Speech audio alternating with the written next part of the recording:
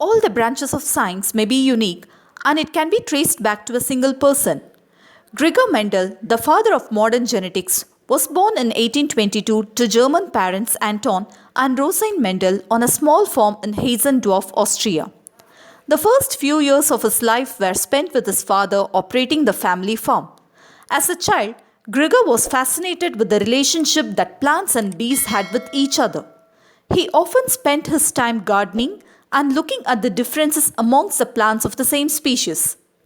When Gregor was 18, he went to the University of Olomouc to study physics, religion, and philosophy. It was Gregor's profound love and interest in philosophy and religion was what led him to join the church and eventually step foot into the priesthood.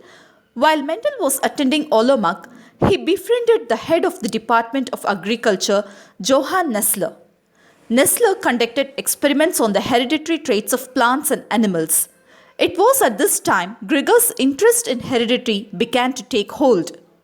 In 1843, Gregor made the decision to join the priesthood.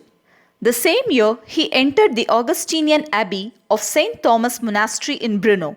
Known as Johann all his life, he took Gregor to be his religious name, and in 1851, he was sent to the University of Vienna at the monastery's expense to study physics under the profound Professor Christian Doppler. After he had completed his studies at the University of Vienna, Gregor returned to his abbey to teach physics to seminary students. During his time at the abbey, Gregor, aside from breeding his famous pea plant, spent his free time keeping a colony of bees. He also found himself fascinated with the astronomy and meteorology. In 1865, the Austrian Meteorological Society inspired to pursue his studies in heredity by his good friend professor and colleague from Olomouc, John Nessler. Gregor Mendel began his studies on plant variation at the abbey. The nearly 5 acres of gardens that the abbey had were turned into his own personal testing plots for his pea plant experiments. It is said that in a span of 8 years from 1856 to 1863, Gregor had tested and planted over 29,000 pea plants. In this test on his plants, where we find Gregor's most notable achievements with alleles and the allele frequencies.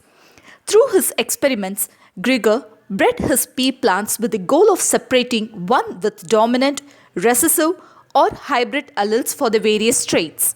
By doing so, Gregor could achieve with near 100% accuracy a certain desired trait that he wanted to see. Over the course of several years and many thousands of experiments on pea plants, Mendel established 2 fundamental laws based on his findings: the law of segregation and the law of independent assortment.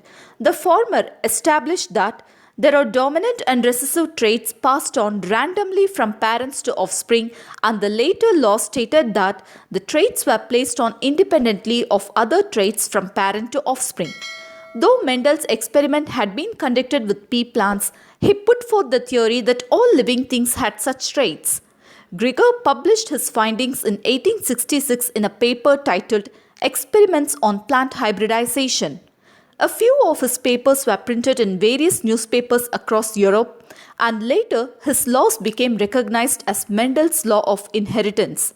However, all good things must come to an end, and for Gregor, his scientific work came to an end in 1868 with his promotion to abbey at his monastery. With his promotion, his focus in the science field was diverted to administrative tasks and duties of leading an abbey.